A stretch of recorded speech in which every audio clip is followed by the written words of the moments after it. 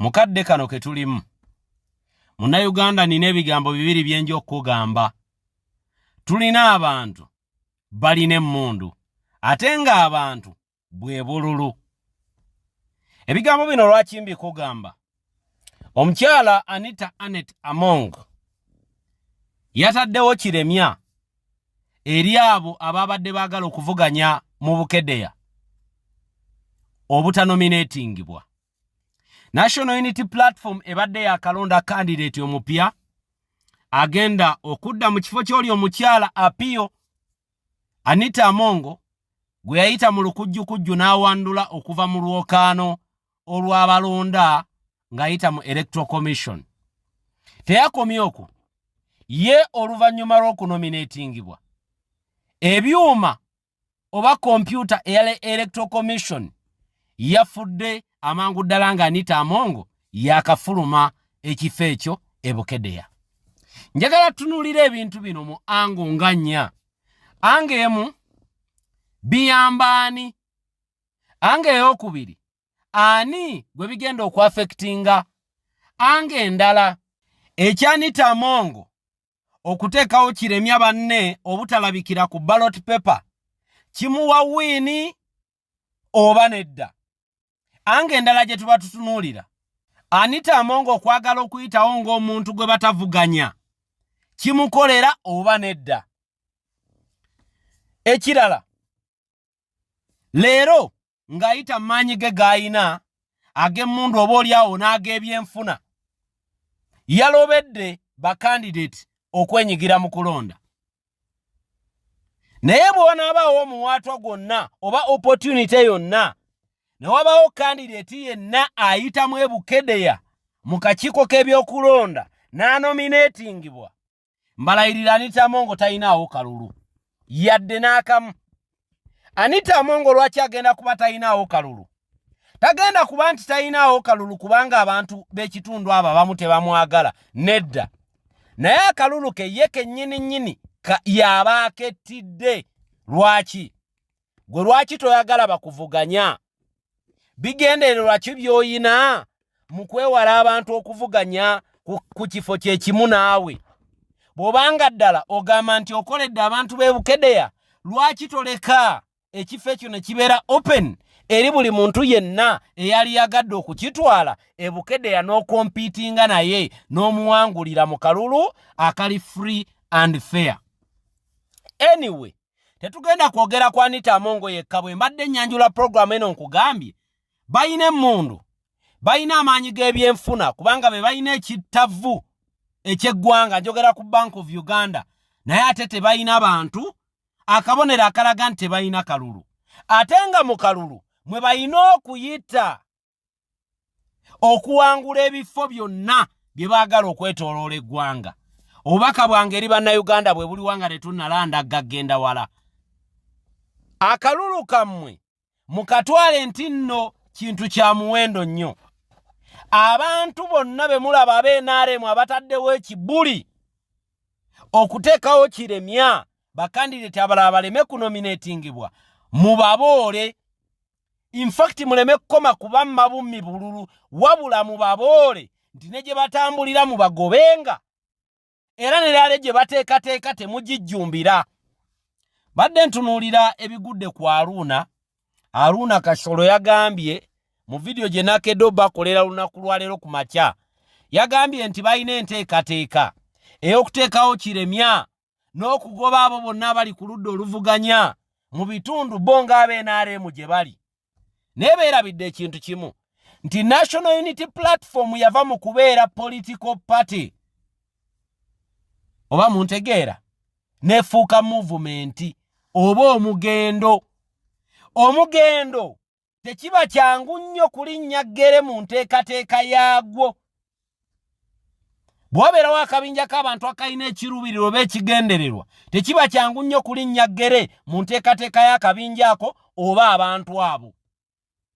Kati bw'otunuulira eggulire erikoleddwa NTV Uganda ku bikwatagana n'akalulu k'e Bukedeya lye ŋŋenda okuwaako, ne tulireetinga n'ebiri mu kutuuka ku bakandidate b'NRM okwetooloola eggwanga omuntu alengerere wala amanyirawo nti NRM kalabaye ate nga NRM ye yeretedde emitawaana gyeri mu kuyitamu.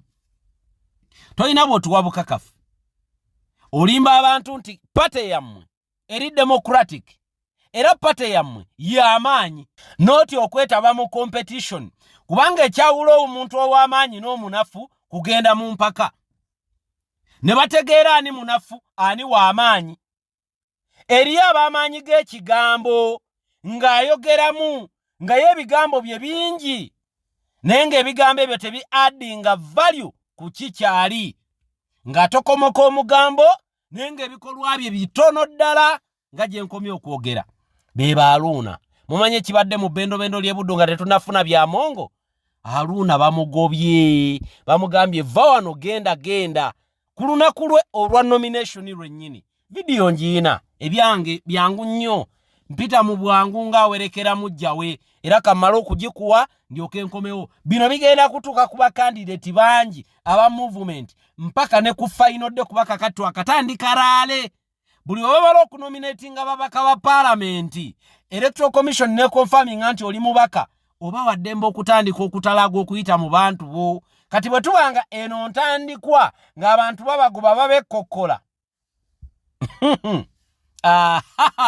mulinde ekijja katulaba Aruna nkomewo. Ono nno gwe baawa okulembera Buganda mu NRM era nga NRM yalonchinga project mu Buganda for Waike era nga NRM ekulaga nti eyagala egobe opposition mu bitundu byonna ebya Buganda nga Namuju bwe yagamba nti ne bwe banaba beetaaga kuttiŋŋana ne baba baneetaaga kulaba nti abantu baffa bakunkumuka naye nga Waike atutte Buganda.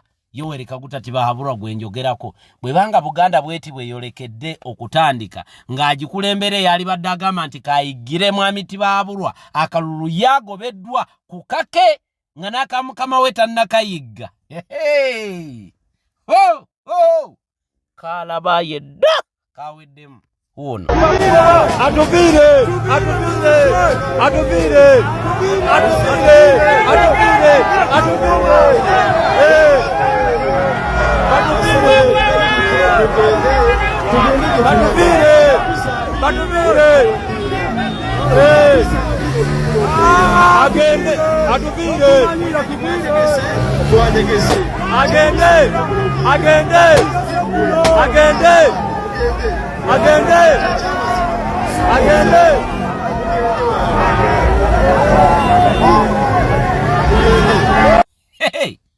kati tukyali ku oyo eriyo omuteeketeeke ow'ekitiibwa ow'omuti mumulabye ng'ayita mu nnyendo mukungwe after nomination. Omwana gy'aviira amukubye akavvulu. Ebyo mwabirabyerabye dda nkiwa mwabirabyerabye dda ebibadde mu nnyendo mukungwe after nomination. Ow'omuti yonna gy'abadde ayitira nga bamuga genda twala eri obubbi bwo. Abantu bala mu magoma abantu bala mu bazubu nga gye nkomye okwogera. Kyangu nnyokera ku makya ne bakulimbalimba ne bakulaga nti bakwagala nnyo era bayimiridde wamu naawe naye omutawaana we guva wali awo. Bantu abo kuteeka mu nkola bweyamo bwabwe bwakuyimirira wamu naawe we wava omutawaana. Era mbalayirira baganda bange nti eno ntandikwa butandikwa ku kalulu ke twayogerako kali eri aka protest vote 2026. Biki by'olina okukola gwali eyatugoberera? Tokaayana na bakwata mundu, tokaayana na bayina lyanyi. Mubaleke n'amaanyi gaabwe mubalindire ku ballot paper. Tokaayana nabo kubanga bw'onaalwana nabo togenda kumalako. Dda mu ballot, londa kaluluko olonde Kyagulanyi olonda omubaka wa Nuupu ebirala obireke. Omanyi kati waliwo enkola empya gye tukoma okubeera n'ababaka ba paalamenti abangi kijja kutuwa nnyo obumalirivu n'obugumu okwerwanako kubanga paalamenti tuba tugirina mu control. Mulonde ababaka abali ku ludda oluvuganya gavumenti abalina ambureera. Ekyo kijja tuwa omwaganya okumanya nti abantu be tuli nabo bali controllable era abantu be tuli nabo bayina kye babirivingiramu nti yenkyukakyuka. Eriyo omwami gwendabye nga ajja ayogera nti ate nayogeddeko ne president wange Kyagulanyi n'aŋŋamba nampa go ahead nti ŋŋende mu nomination. Tewaliwo omuntu yenna Bobi Wine gwe yagambye kujja independent ku bwannamunigina. Nobody. Oyo propaganda bannayuganda tajja gye muli. Nina bendabye bamwogera nti Bobi Wine yabagambye bajje bavuganye independently. Nobody. Kyagala okugamba nti Kyagulanyi yeke nyini yerwana awo omuntu kadi oba NUP ewo omuntu kadi nga Kyagulanyi yakulembera NUP ate akugambe nti naawe ojje ku bwannamunigina ovuganye omuntu oyo NUP gwebe wadde kadi. Ebyo byakolanga mulembe guli naye ku mulembe guno psychologically bannayuganda balengerera wala ate babala. Kati gwe Munnayuganda ali atugoberera njagala kutwala mu video ya Anita Amonge guli erino liri compiled by NTV Uganda. NTV erijjiddeyo ddala bulungi nga bwe liteekeddwa okubeera era njagala tukafuna akatambi kano tuwulira Anita Amonge emivuyo gye yenyigiddemu e Bukeddeya. Bano gaba bugumye muganda wange. Olaba batidde okwenyigiramu democratic and free and fair election. Gaba bugumye dda batidde muganda wange. Kiri gye tuli bannayuganda okulonda enkyukakyuka oba gireke tuyite myaganya gy'engalo. Naye nga bano be tukompitinga nabo tebayinaamu banafu. Tuli mu ggwanga nga tukompitinga n'abantu abatalina maanyi. Boogera mwogere naye nga mu bikolwa mye tebalina maanyi. Banafu. Omuntu omunafu yateekawo kiremya mu competition. If you don't fear competition, kabonera akalaga amaanyi. Omuntu atatya competing oba kuvuganya. Naye gw'otya n'abagenda okuvuganya n'oteekawo kiremya baleme kubeera nominated. Munaawe oli w'amaanyi. Mwera gwe speaker wa parliament. Uyu baamulonda bali kuki? Baali batunuddewa. Beba abantu ab'ekiboge be twogerako abatalina kubeera nga bakulembera mu Uganda empya. Babeera mu bifo nga tebalina bumanyirivu kubeera mu bifo ebyo. They are not qualified. They are underqualified for the work they are doing. Video yino wamaka nkomewo. Okusemberera ekifo awasunsulibwa newankubadde talabikidde ku kamera zaffe. Aduumira poliisi e Bukeddeya Emily Orika atubuulidde nga bwe yafunye okusaba okuva eri akulira ebyokulonda mu district eno Christine Eyu ng'amulagira obutakkiriza munnamawulire yenna eyeetantala okusemberera ekifo kino. Wabula tugezezzaako okunoonya Christine Eyu ayogerwako ne yeerema okukwata ssimu zaffe zonna ezimukubiddwa. Ekifo kino kyennyini ne Speaker wa Parliament Anita Among we yasunsuliddwa olunaku lw'eggulo kyokka mu ngeri etali ya bulijjo y'olwamaze okumussa mu byuma bikalimagezi mbu kompyuta ne zifunamu obuzibu era emirimu gyonna olunaku lwajjo ne gitaataagana. Now, the tension which we have here in Bukeddeya is too much, but all the same, we are here. We stand for our country and we are following our constitution. Kinajjukirwa nti abantu abasinga bonna abavaayo okuvuganya Anita Among ono ku kifo ky'omubaka omukyalo owa Bukeddeya bawawaabirwa mu kkooti ti si balonzi ba mu kitundu nga n'abalala baakibasibako nti si bazaale baamu. Naku ntono emabega ekibiina ki NUP kyayanjula omuntu omulala agenda okwambalagana n'Among ku kifo kino. Wabula ono olwaleero musasi waffe akanze kumulinda alabikeko ku ssunsuliro nga buteerere era nga mpaawo nsonga evudde gy'ali ku lwaki yeefudde omusu gw'ekanyanya. Wetwaze wano ku gate security yatugambye nti alina okufuna clearance okuva wa DPC omunominatinga. And yet candidates abalala ojabuzi ne bakuyita noyingira naye kuffe batugambye mu DPC yalina omuclearing. 2031 Program eno wagiddwa Sheikh Ashraf omulombi w'edduwa. Munoonyeko ku namba eweeryawo gwe nayina embeera mweyita etali nnungi akulombera edduwa embeera ejja kubeera ng'ate efuuka malidaadi. Oluvannyuma lw'okuwulira ebya Anita Among n'enteekateeka gye yataddewo e Bukeddeya, njagala tugende mu katambi kano. I think ke tuba tumalirako obudde bwaffe obungi. video eno mpanvu muko naye nkwegayiridde baako ogituuka obeeko kyolondamu. Pick a leaf kubanga tutambulira mu kuyiga era okuyiga tekuggwaayo. Mu kuyiga mwe tumanyira ate bwe tumanya n'okutegeera tutegeera. N'olwekyo eyakyawa okuyiga n'okumanya yakukyawa. Ate yakyawa okumanya we bagambira nti yakyawa n'okutegeera. N'olwekyo bannayuganda mbegayiridde video eno nayo nateeka tugigatteko ebeereko ebintu bye tuyigiramu.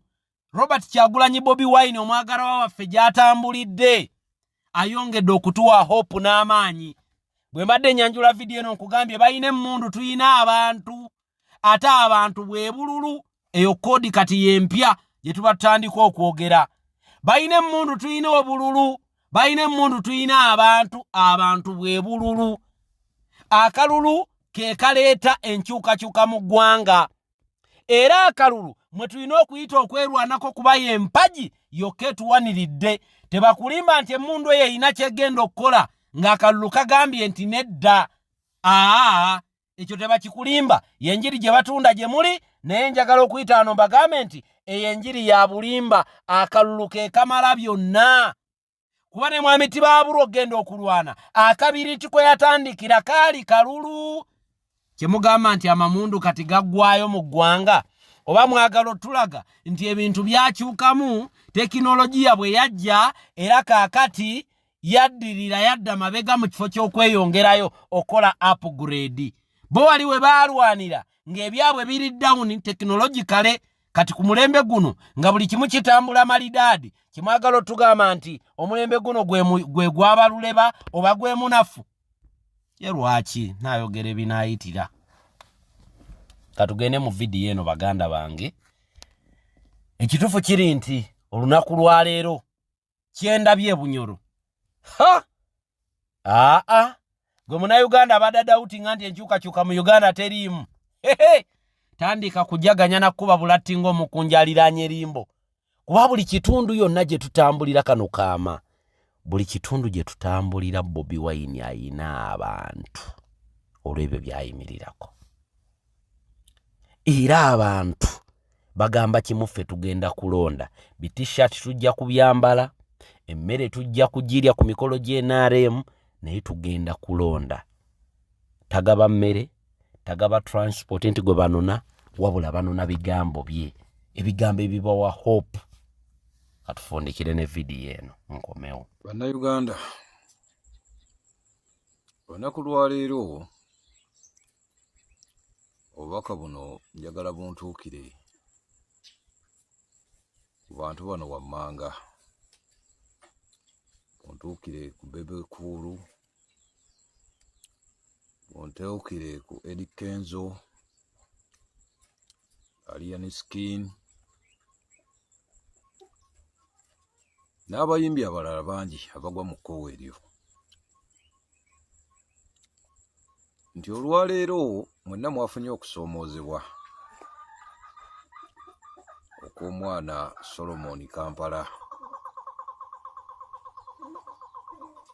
Era bannayuganda mwenna n'ensereko obubaka buno njagala bukutuukeko. Muhammad Nsereko, mwenna Baseggona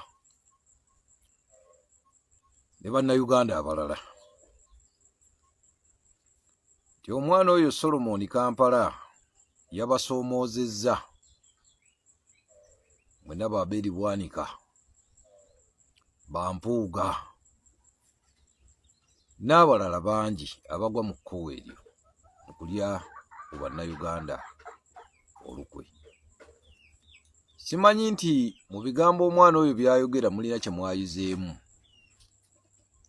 Nabatunuuliddeko abamu nga Bebe Cool ne Kenzo ne banne nga bawuliriza ebigambo omwana oyo bye yavaamu ku myaka gye 20 gyalimu emitenyo. N'abalabye nga muli so emotional ku vidiyo z'omwana oyo ze yazze akola. Naye kyakuyiga ki kye mwayize mu message y'omwana oyo gy'afulumya. The best teacher ateekwa okuba ng'akola research. Omwana oyo bw'owuliriza ebigambo ebimuvaamu, naffe abatambudde ku myaka, ogamba nti mu butuufu Katonda yateekateeka abaana abalina ebitonde. Omwana oyo message emuvaamu, nandisabye buli munnayuganda yenna esobole okuba ng'emutuukako. Solomon Kampala mwana akyali muto, myaka giri 2, naye ndaba gy'alabamu ebintu yanjawulo. Message eno njagala entuukire ku bantu abavuddeyo, simanyi nabo beesimbyewo ku bukulembeze, bamugaatibwa Bata, baani bonna abeesimbyewo bannandala mafaabi, basooke banoonye ebigambo omwana oyo ebimufulumamu. Ebigambo ebiva mu mwana oyo kyandibadde ekyokuyiga buli munnansi butya bwe yandibadde. Tukyalina ennaku ng'olaba omukyala nga Nabbanja avaayo n'alowooza nti okutambulira mu helikopita ky'ekyebbeeyi ennyo. Naye agomaalo ate sijja omuntu tebamukaka kutegeera, kubanga newankubadde ebigambo ebyo byavudde mwana oyo, Bansereko babiraba bulala, Bebe Cool abiraba bulala, Eddie Kenza abiraba bulala.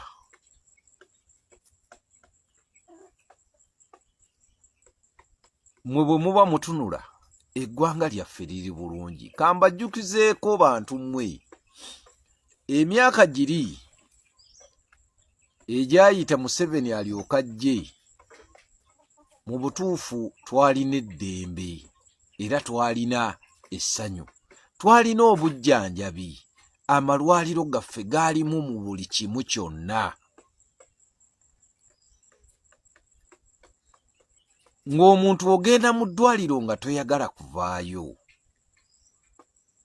Olwaleero otunuulira amalwaliro agali eyo mu byalo n'okaaba amaziga, sijja kutwala wala jangu wano e Mukono otunuulire amalwaliro agalimu. Nabbanja navaayo omwana omu yavaayo n'ayogera ku dispensary ye Mukono,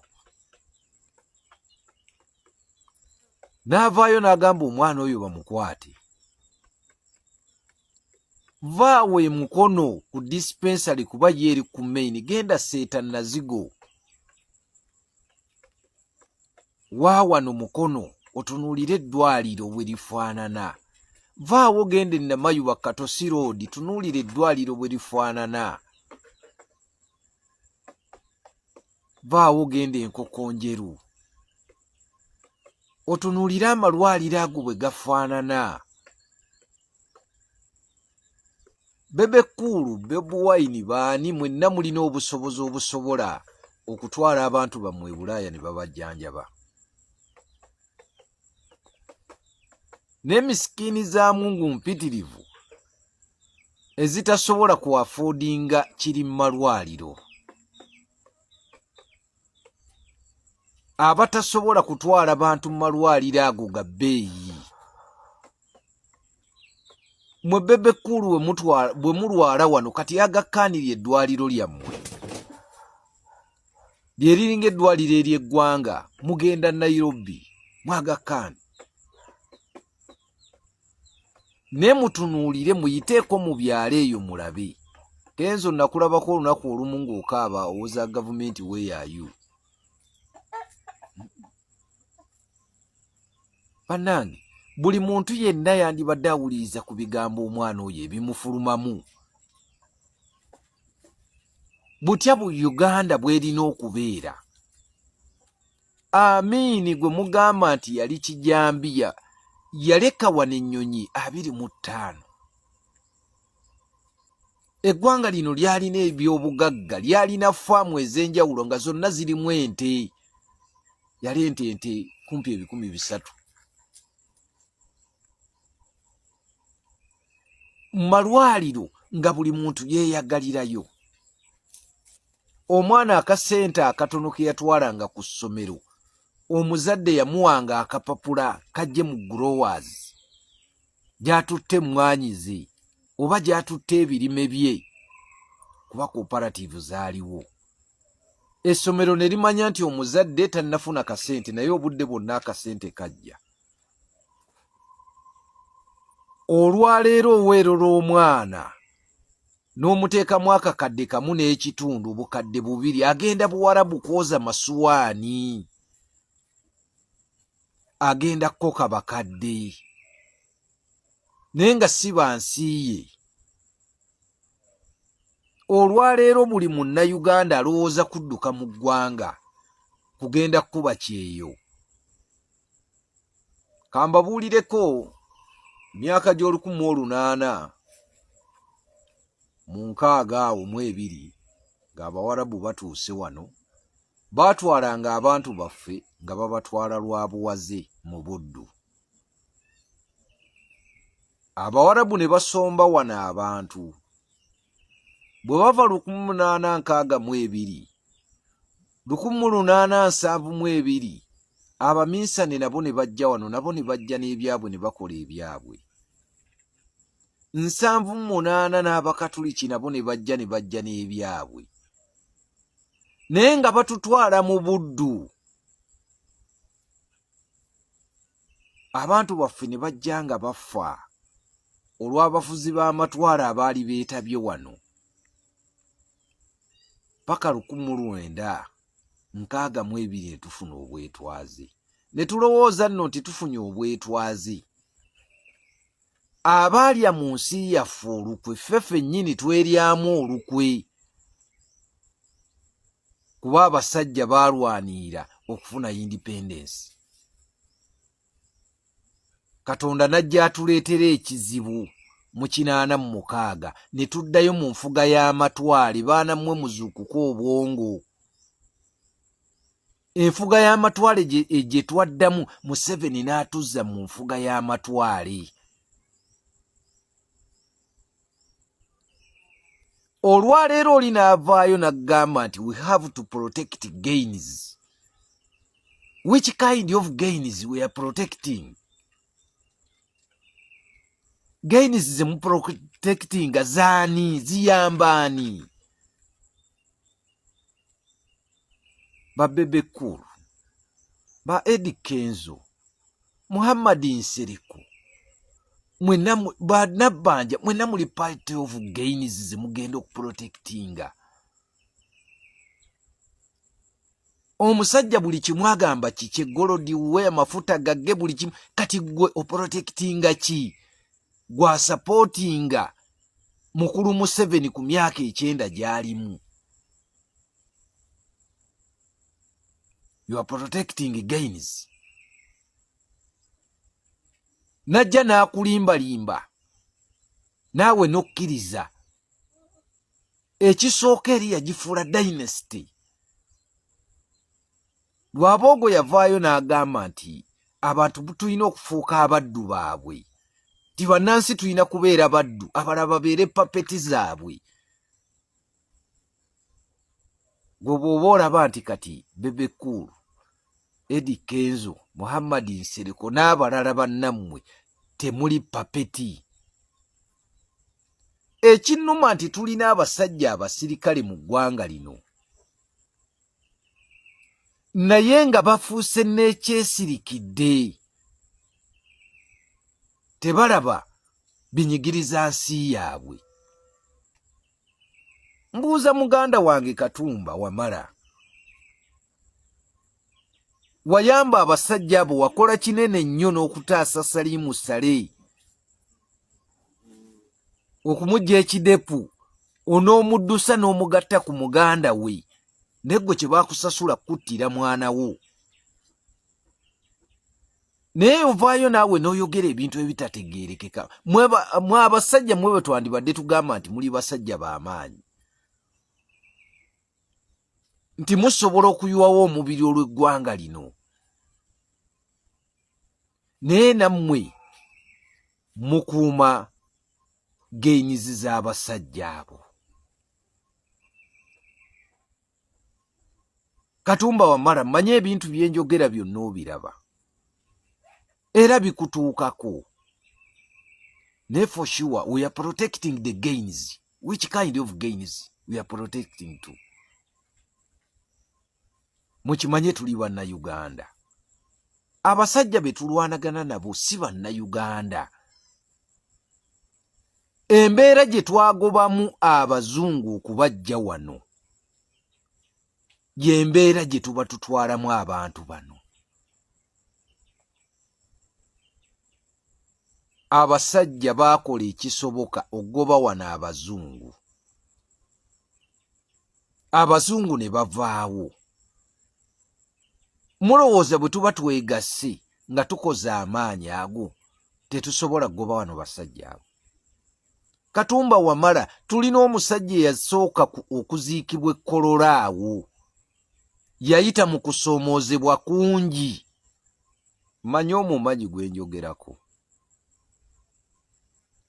Yayita mu kusoomoozebwa naye paka nga tufunye obwetwaze.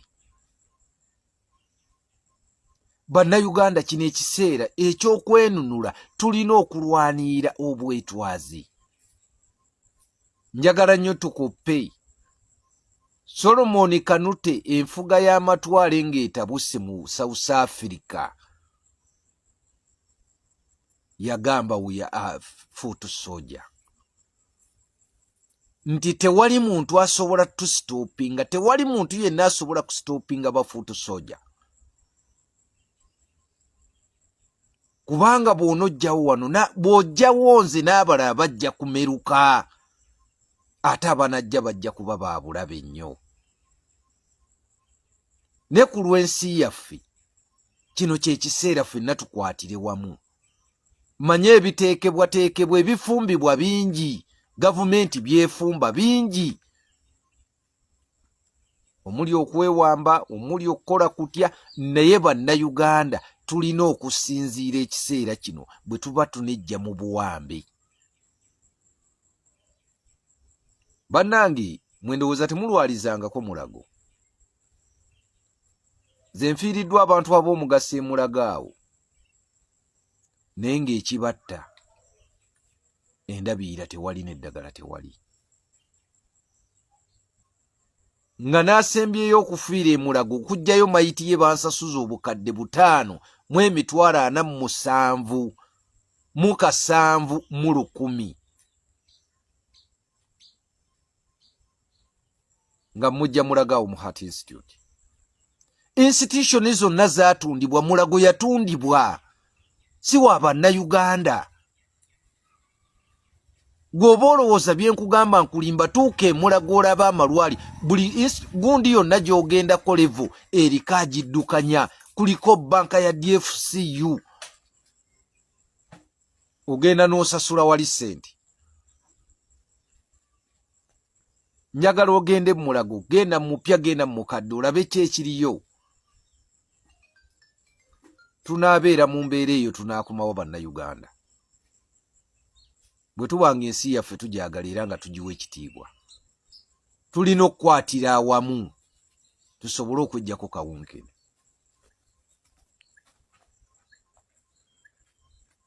Olwaleero jja n'otunuulira abantu be bakozesa. You are protecting the gains. Which kind of gains you are protecting, you guys? Bali bakuuma ebintu byabwe, mulowooza mmwe mwe muli. Mulowooza mmwe mwe muli.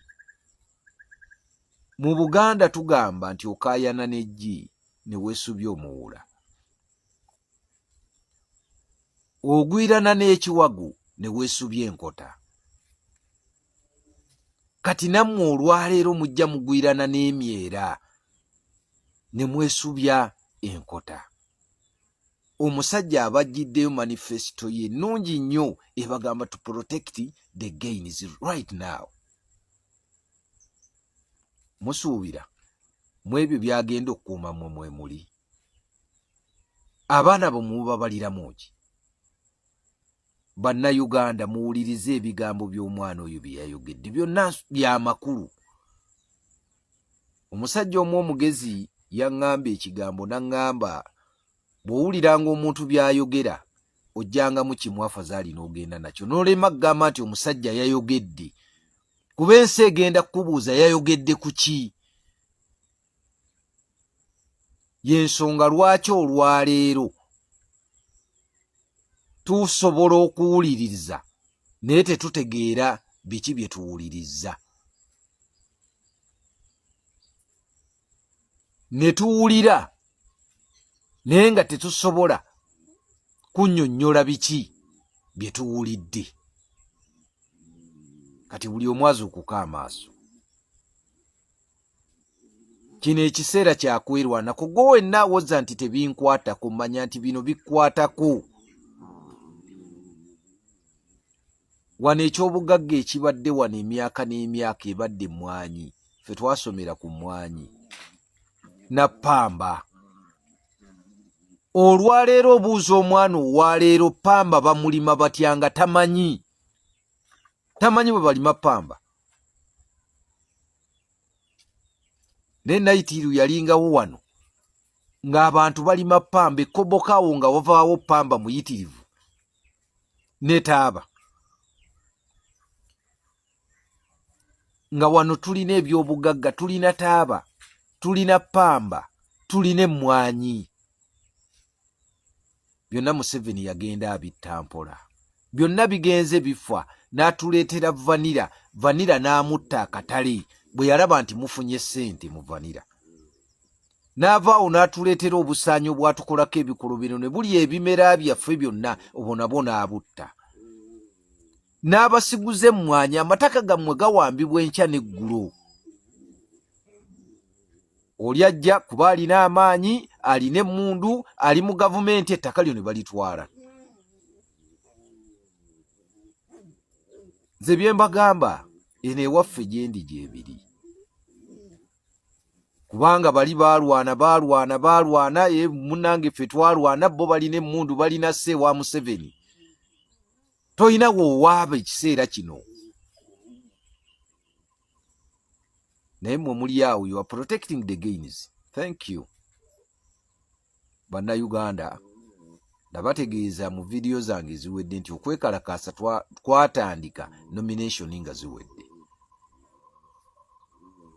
Era tuli mu kwekalakaasa okulaba nga tununula eggwanga lyaffe. Nze sifaayo oba banzita. Kuba nze mmanyi nti bwe nfa ekikulu mba nsooseeyo busoosi naye naawe oba waakungobeera. For God and my country.